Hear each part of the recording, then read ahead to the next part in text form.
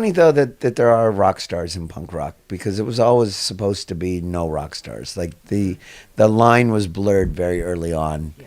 You would be at a club and four guys would get up on stage, or a few women and a few guys, and it was very mixed in early LA punk. The version I got into, the generation I became part of, like second or third or fourth, whatever they want to call it. It definitely wasn't one of the first in there. The first 100 or the first. I got there when it was in my area where I lived, far north up in Oxnard. I went to a school where I was probably the first one at the time, but LA there were hundreds, and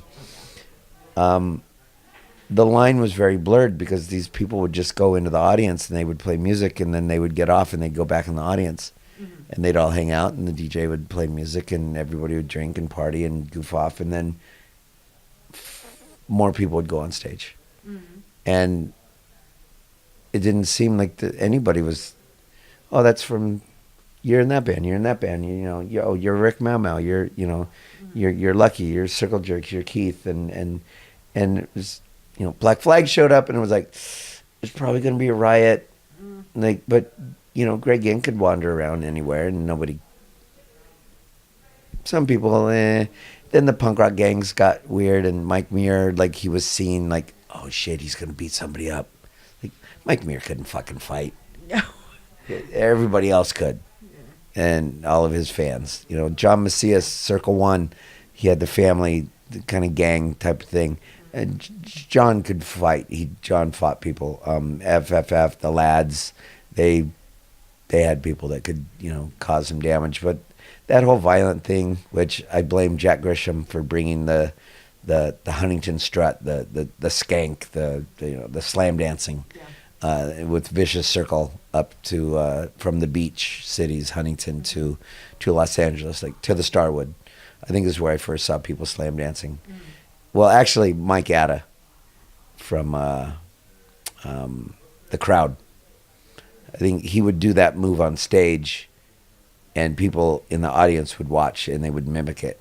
And it turned into, because I got into it, and it was pogo. Yeah. People pogoed up and down, and they say Sid started that, and they say Jello started stage diving, and everybody started something. Well, somebody did start something. Everybody had to, somebody started whatever it is that happened. But, there's certain people that I look at, I'm like, if it wasn't that for that one guy, it may not have gone so, this guy X-Head from Huntington Beach was a notorious guy that just seemed like violence followed him. And when the whole violent scene came in, a lot of the people of color, the gay people, the whole mixed scene that made LA amazing and beautiful and nurturing, just a lot of people got out. Yeah. And it was a very violent scene in LA. It got really, really violent. Yeah. And I'm not a big guy. I'm not a big fighter. I'm a good runner. Mm. I can run. So that was helpful. That was a benefit. That was a bonus. Yeah. I kind of liked it.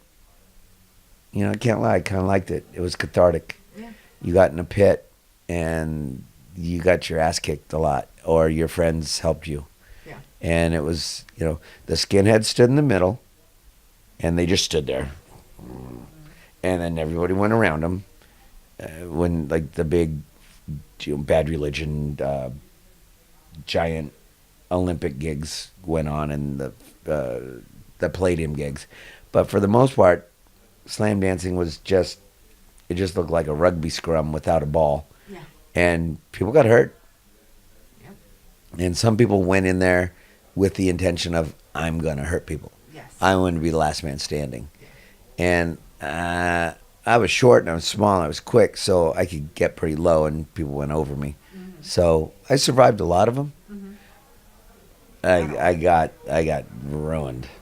A lot of other ones. So it was, that whole violent trend, the summer of '81, I think, was like, wow, this is getting really, really bad.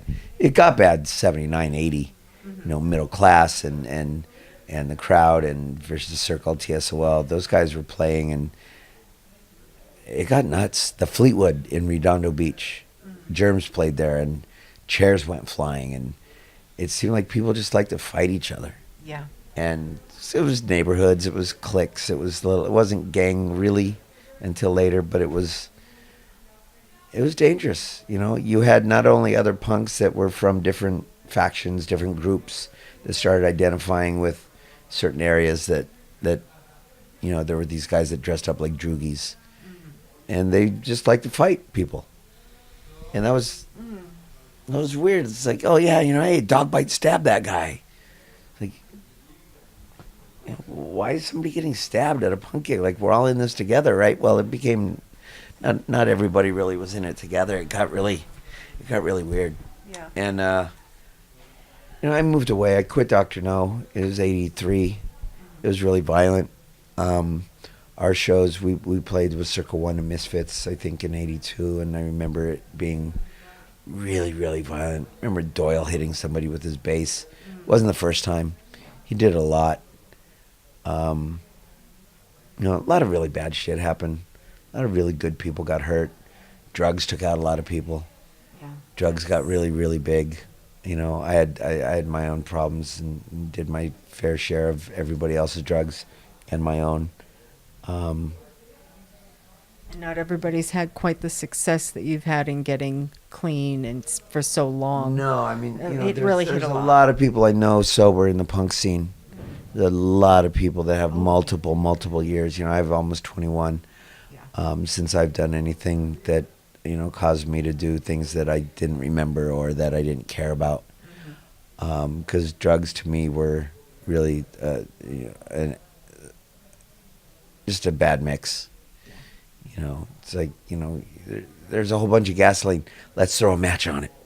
Not a good idea. Not a good idea. But No. when you're on a substance that makes you not think, it's a great idea. Because it'll be pretty or it's fun. I went through many nights of doing things that were not good ideas, but I was so obliterated that I didn't even think seemed like a good idea. It just happened. Yeah. You know, It just it went. wasn't, you know, if we all go into Turner's Liquor around the corner from the whiskey, 20 of us, and all grab a case of beer, they can only catch one. That wasn't always a good idea. No. Sometimes But- they would catch 2 or 3. Yeah. And sometimes you would be one of them. And that's the unfortunate You know, thing is that it might was- be you. Yeah. So we weren't invincible, but a lot of people thought they were. You know, a lot of 17, 18, 19-year-old kids died from a lot of different drugs. Doing the drugs or the stupid things that you do when you're on them sometimes. Yeah. It was, if the drugs don't get you the actions that you do while on the drugs, you know, a lot of times it's not even the drugs, it's just the people you're around. Yes. People on drugs, you know, very innocent people got taken out by some, you know, very, very fucked up people who, you know, most of us came from broken homes and single family, you know, single parent families, and a lot of people were just kicked out of the house, and, you know, there's a lot of, like, not homeless by choice, you know, like crusty kids now. Yeah, probably a lot of them get kicked out of the house too and stuff, but, you know, I'm not a squatter punk. I don't get that whole, you know, the king of the squatter punks that I know of, who generally is considered that. I don't know that he's not stayed in a really nice hotel for a long time. You know, there's a lot of bullshit in punk rock. There's Unfortunately. a lot of posing and A lot of gesturing, and, you know, posers is such an overused word, and I'm in England using poser. You know how what a poser type of thing that is for me to do. There was just a lot of bullshit to it. People got into it for the wrong reasons. You know, jocks that I went to high school with that used to chase me down the street and yell faggot at me, 2 years later would show up with mohawks and say, "Yeah, I went to Oingo Boingo last night. You know, we're gonna slam." And Yeah. it's like, wait, you guys were not really even into this. You thought it was just a horrible idea, and now you guys are punk rockers. Doesn't quite compute. No, you know, and that was like '83 Yeah. when I got out of it. I moved to Los Angeles, and I thought, oh, I'll get in another band, and I did. I got in a couple other bands, but nothing like Dr. No. And, I missed it, but then I didn't miss it. Because that whole scene just kind of, got more drugs and more violence. And I was just kind of on the fringe, and hip-hop was popping. And I went to New York, and I met hip-hop guys. And I never got into it. I never rapped or anything, which is a very good thing for everybody. But there were new things happening. A lot of really crazy art stuff going on. I was surfing a lot. I moved to Hawaii. Oh wow! I got married. I moved to Hawaii. I got divorced. I moved to Hawaii. I went to Bali several times. I traveled the world, surfing, skateboarding. Yeah. And punk rock just wasn't really a part of that. Anywhere I went, if there was a gig, I would go, and I would usually see friends.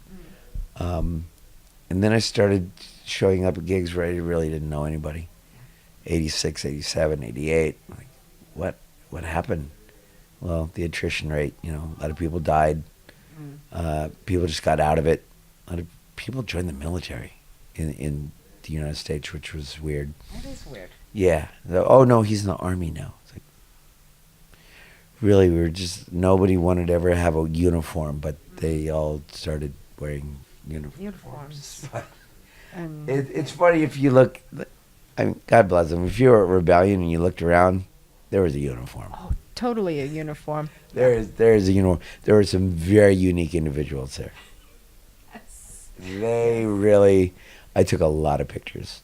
Now I'm a photographer now. I do a lot of photography. I'm really into it, and it quiets a lot about me, and it just soothes, and just having that camera to my face up to my eye at Rebellion, and all the people that walk past the lens, just snap. It's just so many people that some were definitely, had that look for that weekend, and boy, I wondered what they're going to do Monday. Yeah. Yeah.